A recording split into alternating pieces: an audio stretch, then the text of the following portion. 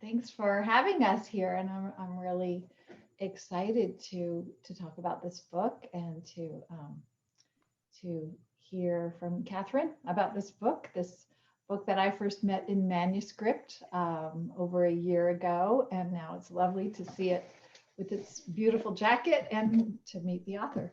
Um, um, Thank you so much. I'm honored to be here. Thank you. it's a treat. Well, why don't we start? To start with, I'd like to hear you tell us about your novel, At the Edge of the Hate. What's it about? Who is it about? Um, what is the heart of this story that you wanted to tell? This story is about a young woman, Maddie, who's 20 years old and flees a chaotic life and ends up in San Francisco's Golden Gate Park. She stumbles upon a murder there, and that sort of uproots her life in a whole different way. And she has to look at her own past and the secrets she's been hiding and what led her to be there in the first place. And I would say I didn't really set out to write about homelessness per se, but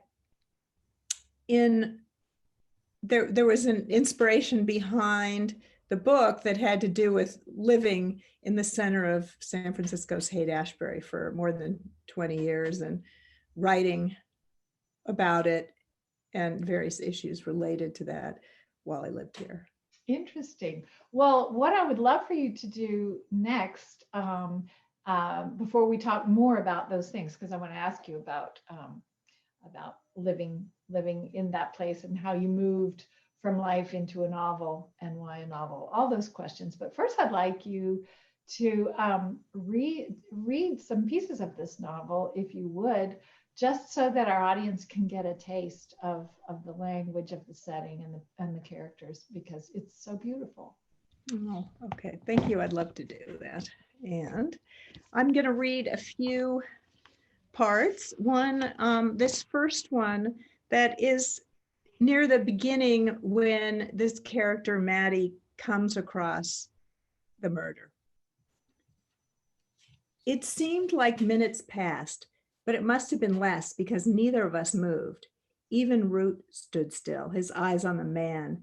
And then, not thinking where I was headed, I turned and ran, and Root kept up with me, loping. "You heard me?" he yelled after us. "I know where to find your ass." I scrambled across the uneven dirt and past some trees until I had to bend in half and gulp air. I listened for the man, but all I could hear was my own quick breath. Or maybe it was his, or the wind. I couldn't tell what was real. The carpet of yellow and brown leaves where I stood looked too bright. They smelled sweet but rotten. When I straightened up, my muscles were ready for more, but I couldn't do it. The loop had started playing in my brain of the kid on the ground and the look in the man's eyes. I knew something about getting away. I'd been doing that most of my life, but not like this. No one had tried to stop me when I left the house where I'd lived longer than anywhere else. They had no idea where I was, standing in a park hundreds of miles away, alone, in a whole different way.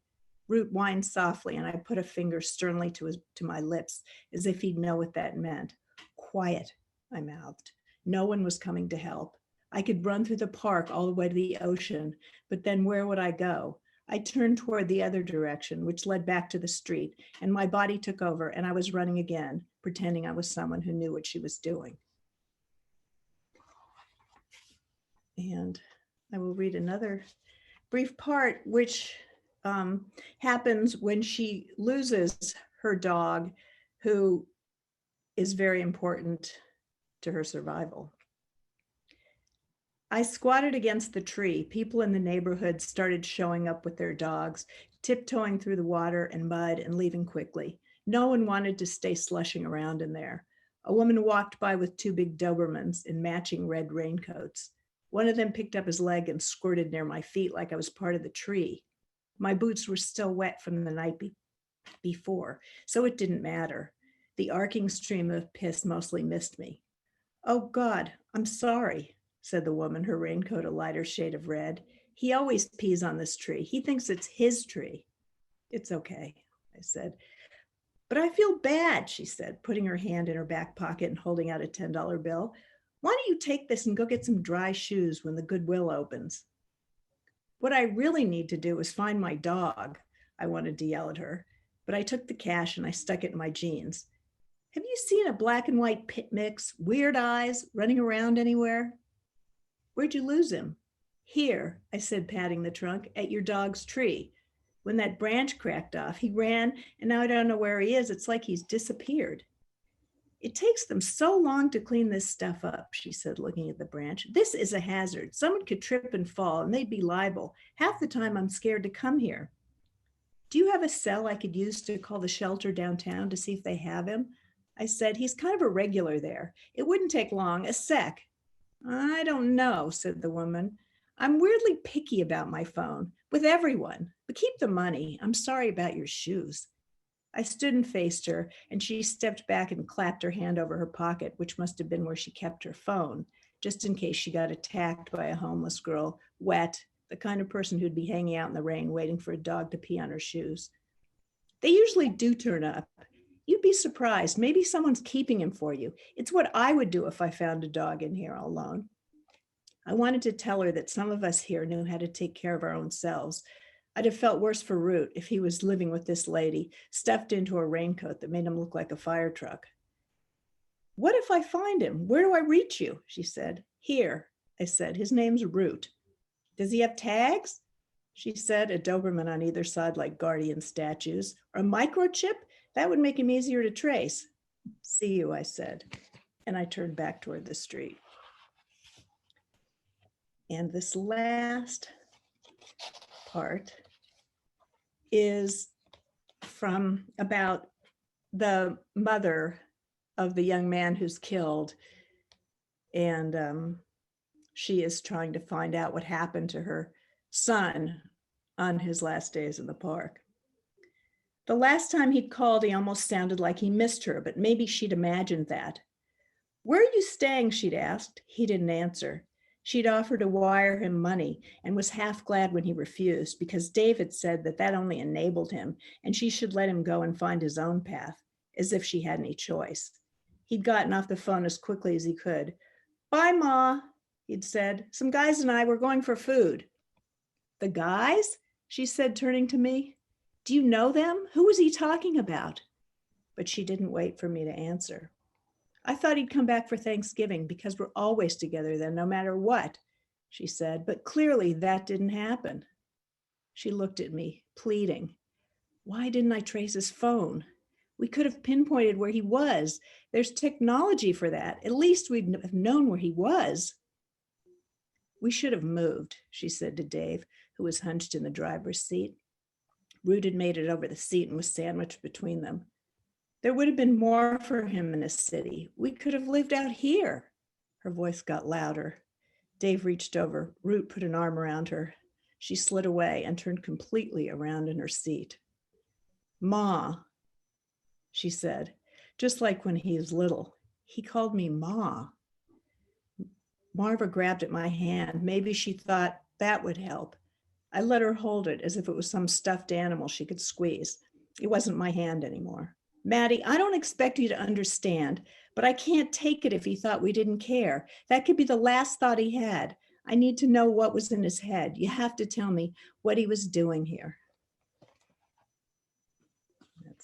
It's so poignant. The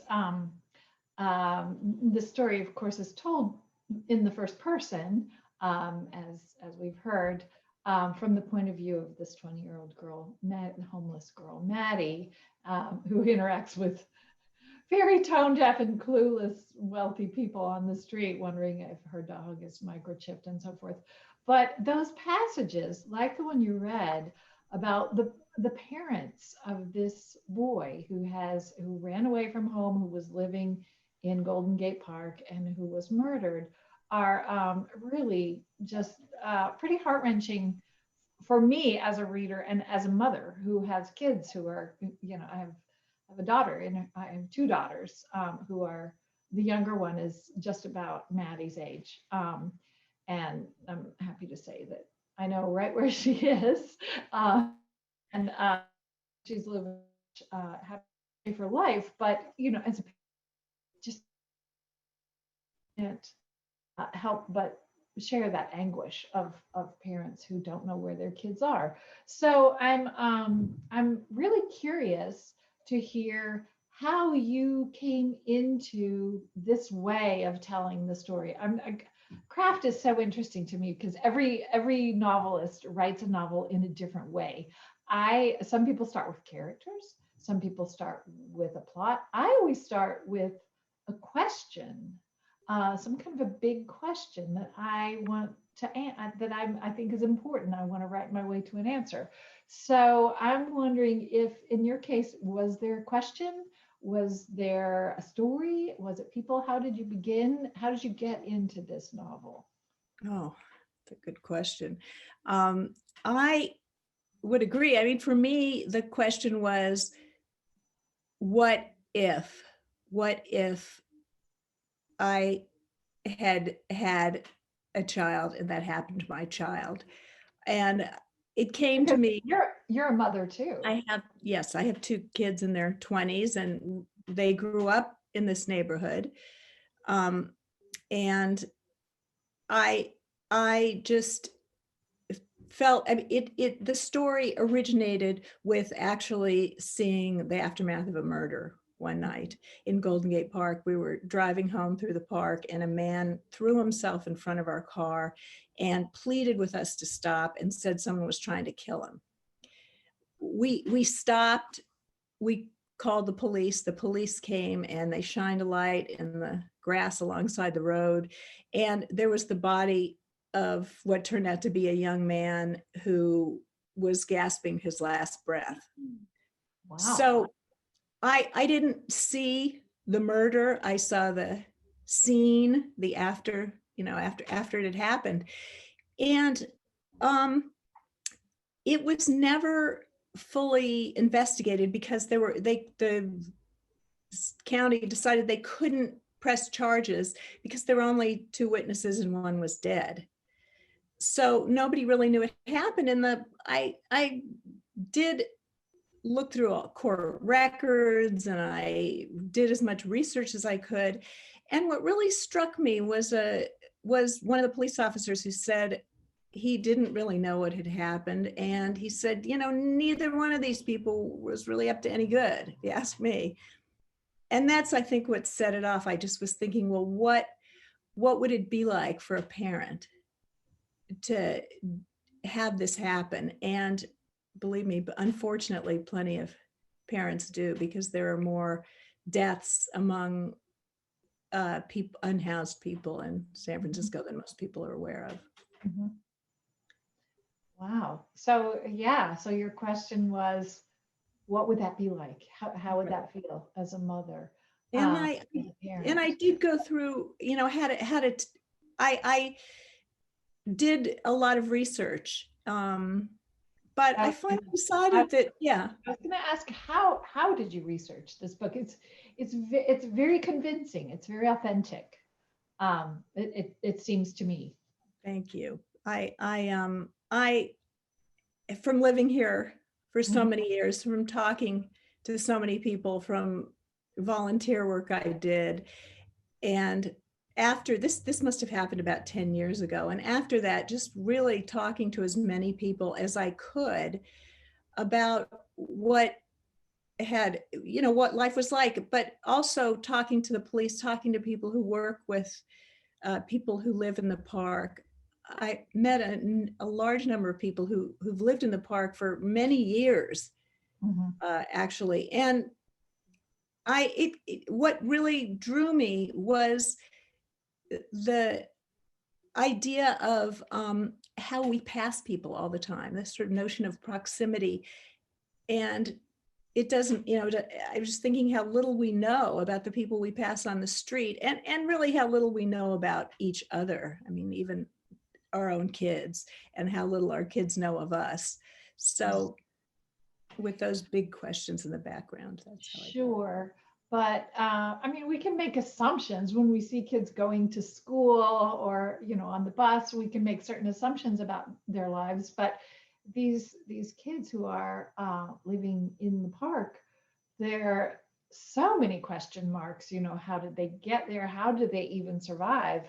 Um, what kind of community do they have? That's so interesting that you talked with a lot of people in these communities. What were the surprises? What did you learn that surprised you in the process of Well, researching this book? I'd say they're just, first of all, that there were so many reasons why people were there. There was never any one reason I could point to. But the thing that really struck me, that surprised me the most, I think, was how much work it is to be there. Just to That get through a when day. yes, and that when you see people sitting there, it's never somebody's just sitting there with a cup and a instrument, or just asking for money. There's so much is involved in finding food and finding a place to sleep and having it be at all safe. So it's That not, you know. Yeah, that's something that I learned in the course of reading this book. I think one of the really valuable things about this book to me as a reader is how it took me into these lives that were foreign to me. Um, I have not I've been itinerant, but I have not been homeless, and to see how much work, as you say. I mean, kids couldn't, they had a place where they slept every night, but they couldn't even stay there. They had an alarm clock that they'd gotten from the Goodwill that they had to set for whatever, like 3 a.m. because at 3:15 the cops came through and rousted everybody out because otherwise they'd be loitering. So, I mean, they didn't even get a full night's sleep, and they had this whole routine of when to be where, when knew they could get breakfast, but there were rules, and it was just so complicated. And if anyone thinks that it's laziness that leads to that life, think again. It's like a job. It's harder than many jobs I've ever had. So that was a surprise to me, and I salute you for conveying it so convincingly. It's not the idyllic boho. I mean, of course they're stoned a lot, and you can understand why. Because Well, and kids do, so many, the people who filter through this neighborhood are really a different, for the most part, population, and a lot of people who are sort of drifters and seekers, and people who are hoping that it'll be safe here because of the neighborhood's reputation, because of the summer of love. And what Mhm. they find is so much different than what was, and a much harsher reality. Although a lot of people before the pandemic still were coming through to hear musical groups, and you know. Yeah, I was stunned to read in your acknowledgments just a mention of the number of deaths of unhoused people in the past year before a year-end vigil. But another thing that I want to compliment you on in this book is just the authenticity of the language. As I said, I'm a mom. I know how kids that age talk, how they behave, and it's not an easy thing as a writer to really capture the vernacular, um, the mannerisms and gestures of a generation that's different from ours. So I'm wondering if you would chalk that up to a lot of research, to motherhood. Did your kids help with this? Did they give you? Did they vet you? Did they read this manuscript and give you pointers? I did occasionally go to them and say, does this sound right? But more than that, there were a few kids who were young people who I talked to, and I didn't use anyone's story. It is pure Of fiction. course, I didn't, fictionalize any person's story. right. But there were a couple people who really helped me out by, sitting with me and my being able to ask them, does this make sense with the. So Mhm. that really helped as well. And I'm always impressed, and at first was surprised by how open people were and willing to talk. If you talk to them, they were quite willing to share their stories. And particularly, there are a number of, one woman in particular who had lived in the park for a couple of years, and then her goal was to be able to help people. She's moved out of the state now, but she was very generous, and I could ask her a lot of questions. Did you have any of these people read the manuscript for feedback? Just curious about that. I did think about that a lot, but opted instead to ask questions and to say, what was this like for you? How did this happen? Right. But I did think about that, and I did as well play with the idea of voice and whether to. I did do a draft where I had told the story from 3 different points of view, but I found that it was a different story. Yeah. It wasn't, I think sometimes at least for me, it was the story sort of dictated the voice in a way that in order to tell this story, I wanted to tell it from her point of view. Point of view. I think you made the right choice. I really do, because it keeps it focused. It gives it a good shape. It gives it a good arc, because it starts with a bang, this novel. I want to tell the audience, the opening scene is this girl's discovery of a body, and the murderer is still there.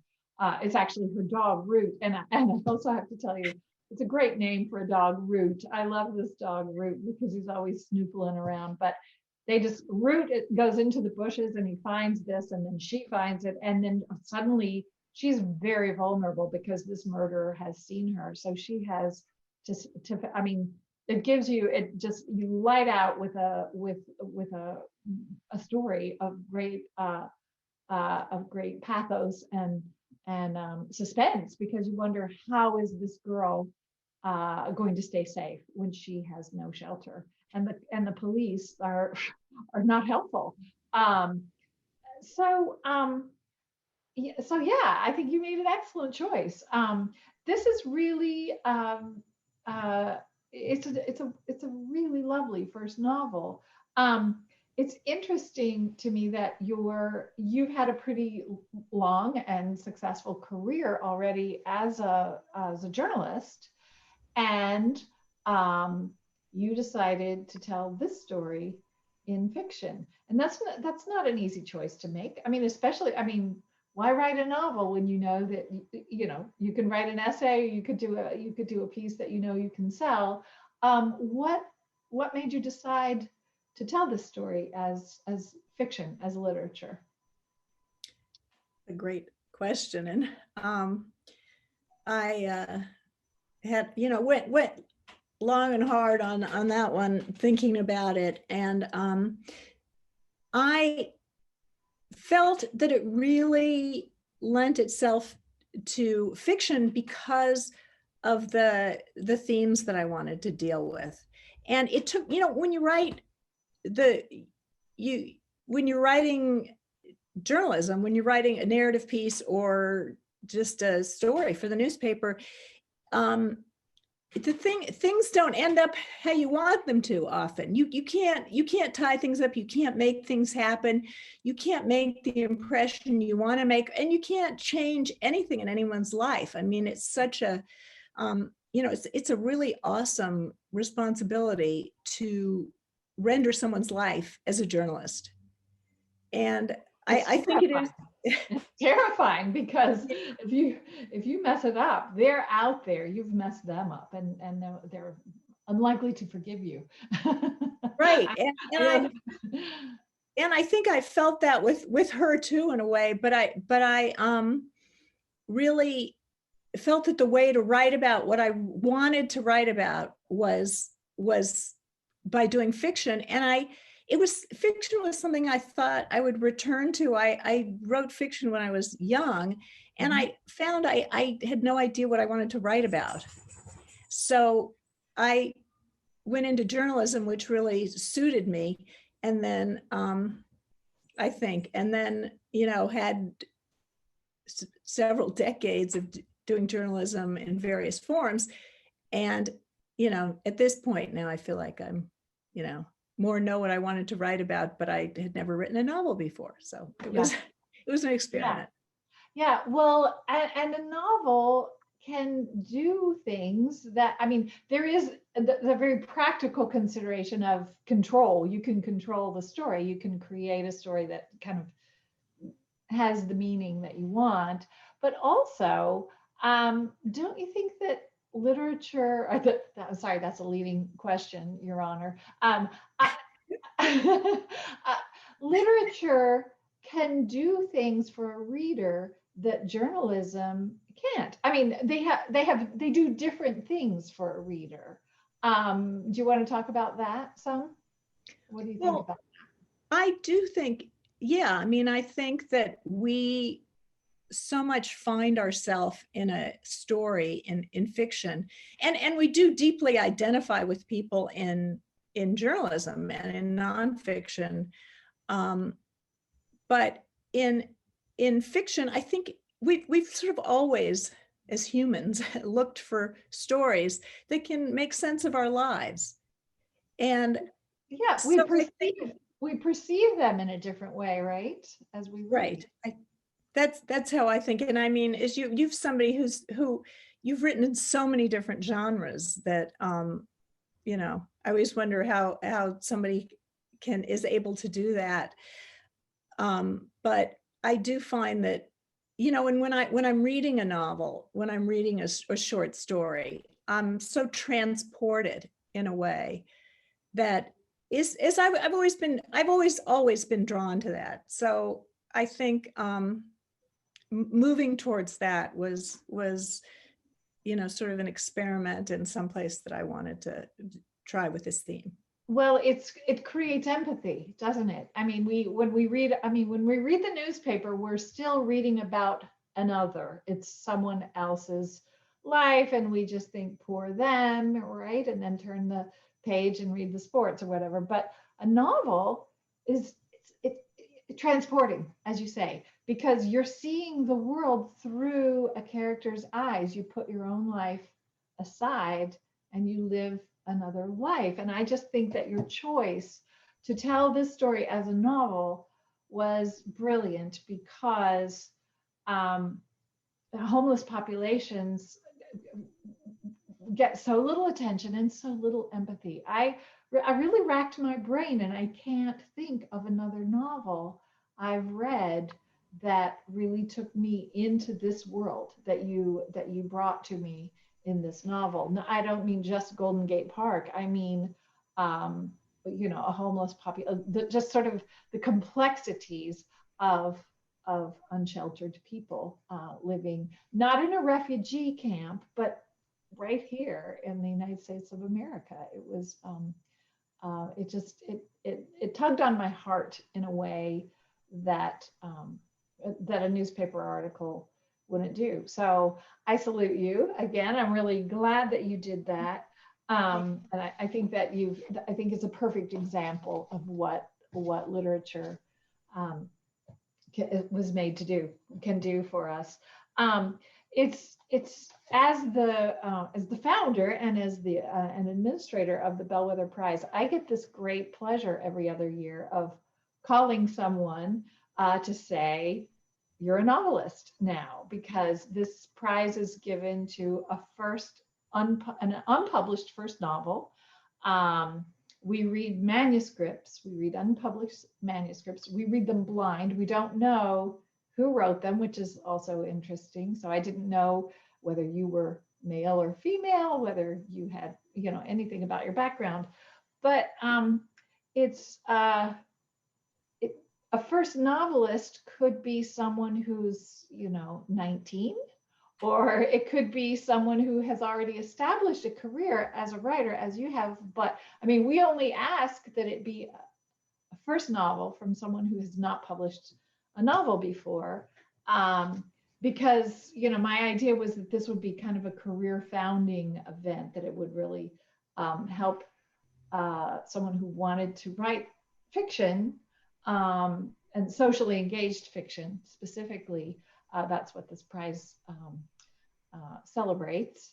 And so I'm really curious to hear from you, as someone who's not 19, who's not fresh out of an MFA program, but who has already been working as a writer. How does this, what is the Bellwether Prize? What will it mean for you? Or what Well, has it meant so far? what it meant is, well, first of all, I think I've told you I was stunned to win it. It's a really fun call to make. And so honored, as I've said, deeply honored, and for this and for the work that you have put into this prize. I think there's never been a time when we, need to be reading socially engaged fiction. Socially engaged fiction. Yeah. So I mean, it really opened up a world to me, and the chance to work on this novel further with an amazing editor who, really helped me along the way. Which is Kathy Porries. Yes, Kathy Porries. Hello, if she's there. But I, it was a difficult, of course, but a wonderful process to go through with her. And I learned a tremendous amount doing it. And it sort of, opened up this world to me that I thought I might pursue a long time ago. And I think rightly didn't pursue at the time. I will say I did a half of an MFA program and I just felt like, I don't know what I want to write. So, that was a good choice, to wait until you knew.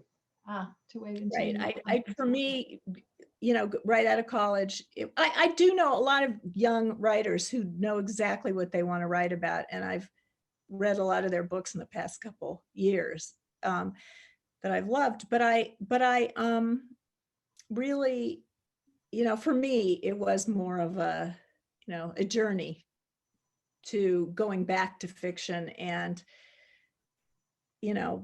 being, able to get this book out into the world. And it's something that I very much want to continue doing, and am, plan to do that. So it's really been a change in my life, and just an incredible experience, and that I'm grateful for. Well, what's next? What's next is still writing journalism and doing some essays, but I am working on another novel. I'm so glad to hear that. That's what I want to hear. Yes, I've been at work on another novel, and being kept inside for a year has in some ways helped, and in some ways, not, because I do feel isolated. I have a wonderful writing community here in the Bay Area, the Writers Grotto, and so I had a little office there and we've had to give it up. But I've been very much in my bunker, and I have been working on another novel. So that's great. I think that we have time to take questions from the audience that for Katherine. Do we have questions? Yes. That's great. So we have a question from Bridget, and she says, I'm wondering about the impact on you, Katherine, of writing in the first person, inhabiting that character so intensely. Do you feel you became the character when you were writing? Well, that is such a great question. And, the answer is, I would say yes, because I think when you write in the first person, probably in a close third person too. And I know I'm not that character, but I did feel like I was slipping into that voice, into that place. And I will say that parts of me and my background and how I experienced being a child very much influenced that voice.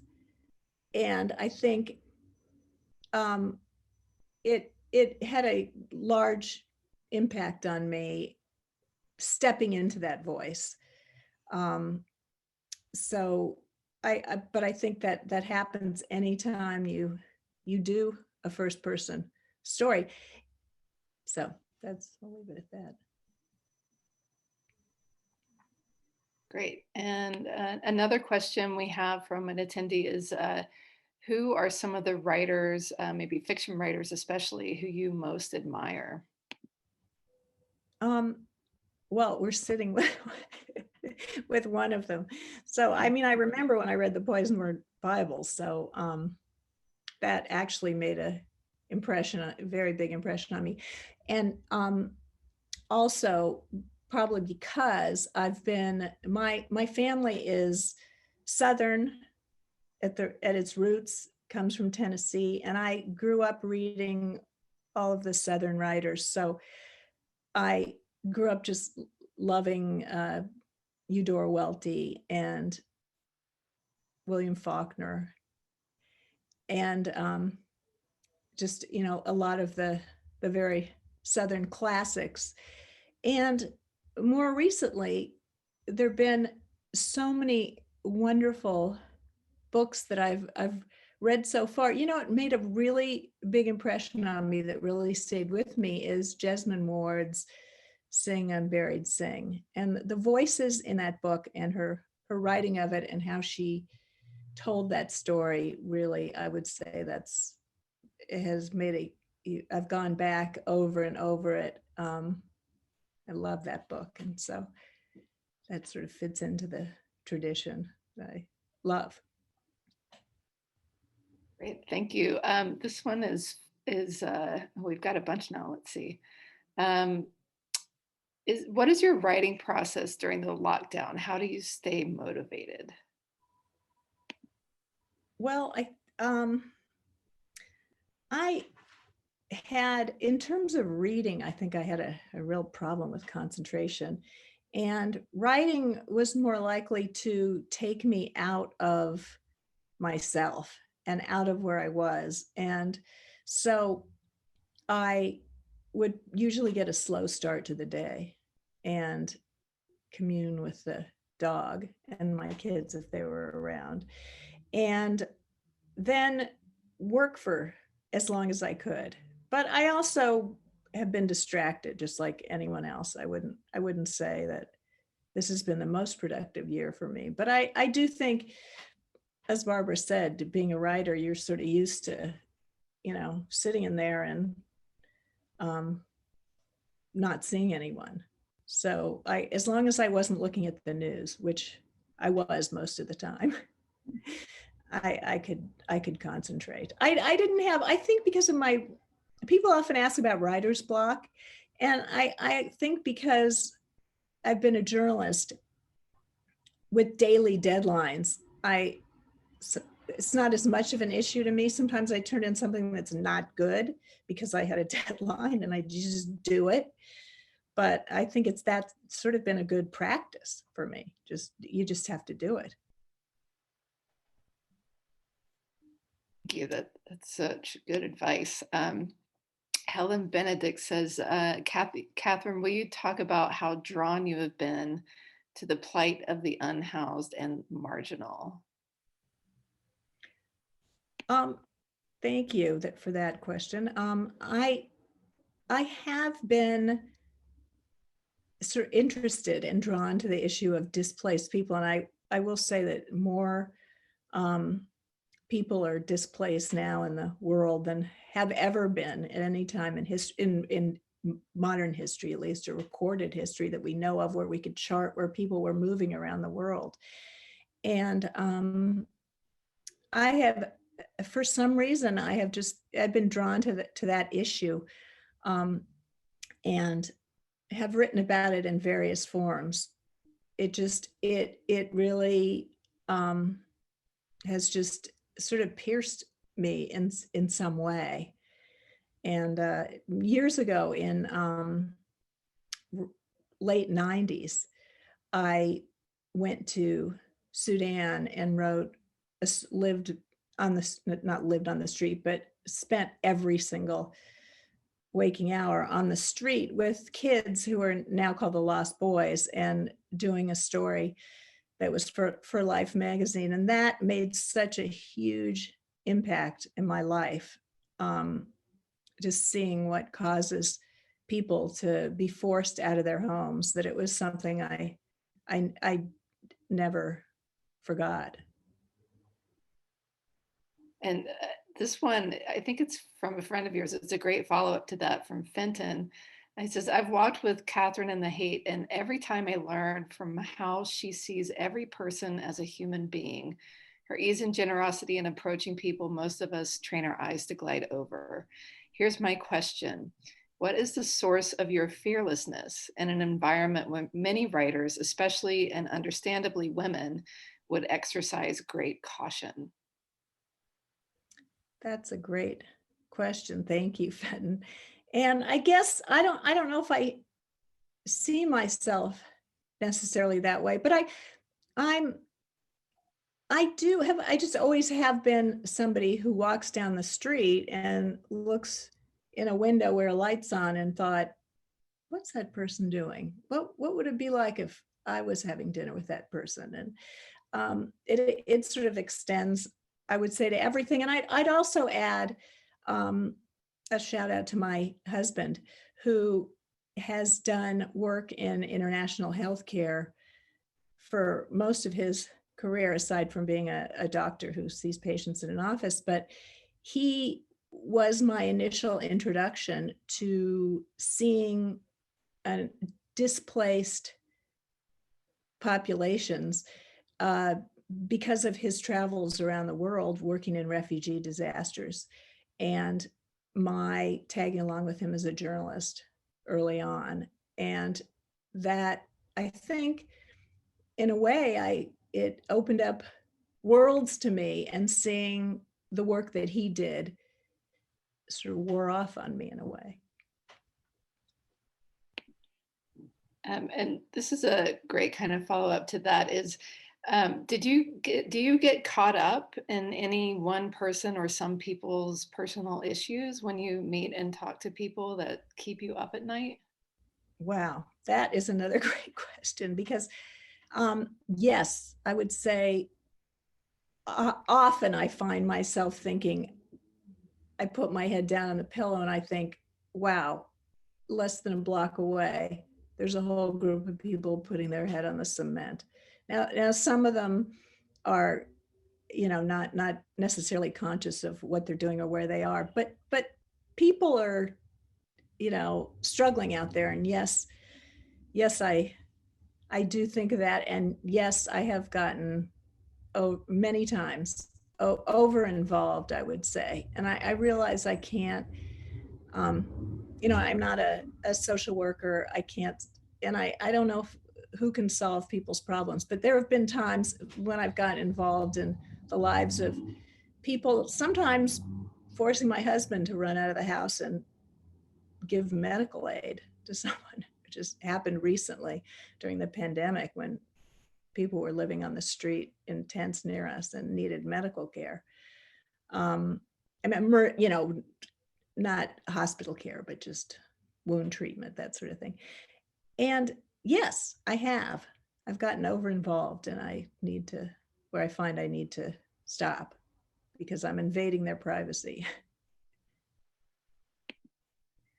And let's see, what role does the world of Golden Gate Park play in the novel?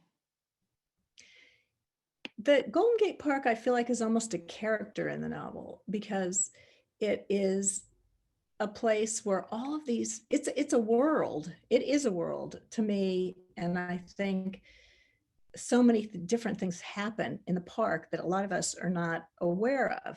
I mean, we go there during the day and we take a walk, we take a jog, we take our children to the playground, and then we leave.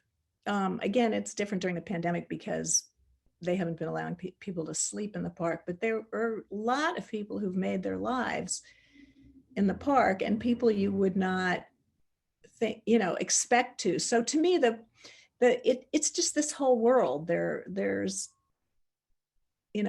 windmill, and there are bison, and there are whole lakes and little societies of people who meet there every day. And it's this world. So to me, it was just this feeling of it, both physically, and though the climates there and the populations that are there made it sort of into a character. I would agree with that. The park definitely functions as a character. And I'm a reader. Most of your readers will be unfamiliar. I mean, I've been there once, maybe, years ago, but as a reader, I loved learning about that world. So you did a good job. Thank you. Let's see here. Well, you've kind of touched on this a little bit, but somebody asked, I'm wondering what you've noticed about how the homeless population or unhoused population near Haight has been affected by COVID. That is also it's been extremely affected, as has all of San Francisco, as well as I think every urban environment. What happened was people were kicked out of congregate shelters because of so they wouldn't get sick. And initially there was no way to take care of them, or that we weren't organized enough to figure out how to take care of people, or what we were going to do. So huge populations of people ended up in tents. And there were a huge tent city downtown in what we call our Tenderloin district, near City Hall. And there were several large encampments in the Haight, which caused a lot of conflict and a lot of soul searching among people who live here, because suddenly there was, as there was on our street, a fairly large encampment of people, and who were just, there was really no place else for them to go. And it became very, very noisy. And, we were invading their lives and they were inviting our lives. I mean, they didn't necessarily want us to hear all their conversations, but if you opened your window, you couldn't avoid it. And it led to eventually one afternoon, there was a huge brawl. About 30 people or more just got into an enormous fight right in the middle of the day, just horrendous. And someone filmed it out his window and it got on the nightly news. And then shortly after that, the people in the tents disappeared. So we also have in our neighborhood one of the city's first sanctioned tent sites, which has been wonderfully run, and people deserve better than living in a tent, but it's been a good intermediate place for people to get stabilized and to get services they need, and just to feel like they can get meals and showers. And that's been a really interesting thing to watch, and it's been tremendously successful, I think, in helping people. I want to pivot back over to craft and ask you, this is a question from Joan. What did you learn about constructing a novel during the process that helped you most in producing the book that's been published, about voice or character or plot or whatever, from your editor or from other writers? Well, for me, it was a question of everything you do along the way is such a choice, as Barbara was saying. I think I didn't realize in the beginning how many choices I had to make. And what would work in service to the novel. And in working with an editor who asked pointed questions about, do we need this? Would this character really have seen this from this point of view? It really helped me understand how to write a voice that might be believable. And I have to say that I didn't really know where the novel was going to end. I did outline and write a lot about the characters, but I didn't. I know a lot of people have very detailed outlines about where a novel is going, and I wish I, were the kind of person who could do that, but I'm not. It was more, I found out while I was writing it where it was going to go. But I think the biggest lessons I learned in structure were from reading and taking apart the stories that I am interested in. I mean, just that's sort of what I always say, is that, I think that I get a lot from writer friends, and there are a number of good books to read about craft, but I think really diving into stories is where I learned the most, and seeing what works, what doesn't work. I'm going to say that you changed the ending a good bit, because I read this in manuscript, and then I just recently, to refresh, read the final novel, and the ending is beautiful. And that was maybe not the strongest part of the manuscript. So I'm curious for you to talk about how you improved the ending. Oh, well, thank you. Question.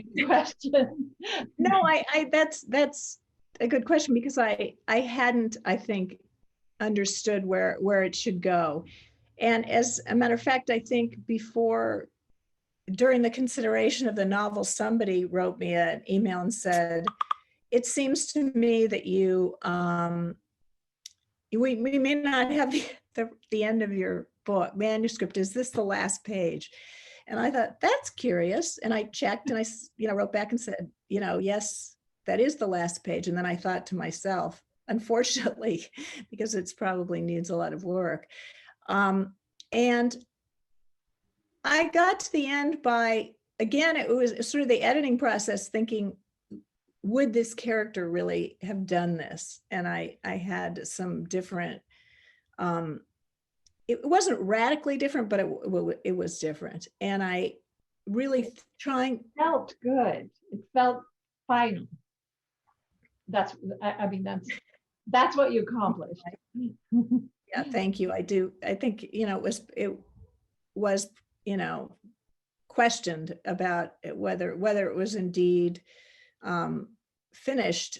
And I'm glad that I had the chance to work on the ending and see where it should go. And I think that came from reading through the book so many times, and in the editing process, really thinking about what would this character do. And I think I just had to search for what it was that she would do. And I didn't feel like there could be any easy ending to it or simple solutions to what had been happening in her life. So, as I guess there never is for any of us. Right. But it was a decision, more of an internal completion.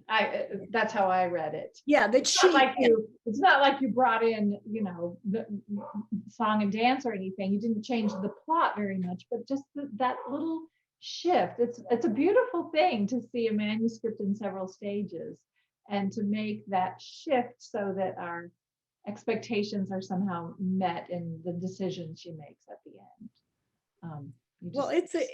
Thank you. It's a gift to have somebody reading closely and trying to, help a writer answer those questions. So I think that's, I'll answer part of your earlier question. That is so much what this award gives a writer, is a chance to do those things that on our own we, might not, those we might not come to that point. So and then publication. publication. Yeah, no, it's, and if can I ask one question before? I'm curious what, you know, your decision to do this and to, you know, to give this particular prize, and where did that, you know? Oh, me? Yes, I'm interested to know that, and I haven't heard. Well, for my whole career, I have been put on the defensive by journalists, by the publishing industry. I've been asked in one way or another, again and again and again, isn't this political? You know, my writing is about problems in the real world. And I've always had to deal with this question of our writers are not to do, which is ridiculous. In other countries, nobody asks that question. You look at, you know, the great writers of South Africa, of the United Kingdom, of Latin America, you know, Doris Lessing, Nadine Gordimer, Gabriel Garcia Marquez. These people look to them as the bellwethers of change, of sort of the moral voice of a nation. Literature of social engagement is very important. So what is wrong with this country that people are so afraid of it? Now, this has changed, I think, just in the last 5 years. We're finding a voice as sort of joining the rest of the world. But for most of my career, that was not true. So as soon as I had enough money to live on, and I wanted to give away what I didn't need, I thought, what could I do with this money that would improve the world? And I thought, maybe I could give a little more cachet to socially engaged fiction in the United States of America. So I appreciate that you've put up a website so people can go to find out. But just fundamentally, this award goes to a first novel of that we consider socially engaged fiction, a first unpublished novel, and the award is $25,000 and publication. So the opportunity to work with an editor to bring the manuscript to publication, and then it's published, and it's published very well. So the idea was to bring new fiction writers into the world, and hopefully help not just writers, but also publishers and readers to give some more honor to this kind of fiction. So that was my motivation, and it's given every other year. So it's been, I think I founded it in 1998. So it's been, for me, it's been wonderful to see all of these bellwether writers come into the world and then continue to write more books, because that was the idea. I want you to do more of this. I plan to. Right. Well, that's all the time we have tonight. Sorry, we don't have time for everybody's questions, but please buy the book. There's a link in the chat if you haven't already. Thanks to everybody who already did buy the book from the Center for Fiction. Katherine and Barbara, thank you both so much. Congratulations again, Katherine. Thank you so much. Really. And we hope to meet you both and all of you in the audience in the real world at the Center for Fiction for your next books. And we'll see you again soon, everyone. Great to see you. Thank you so much. Really wonderful to be here.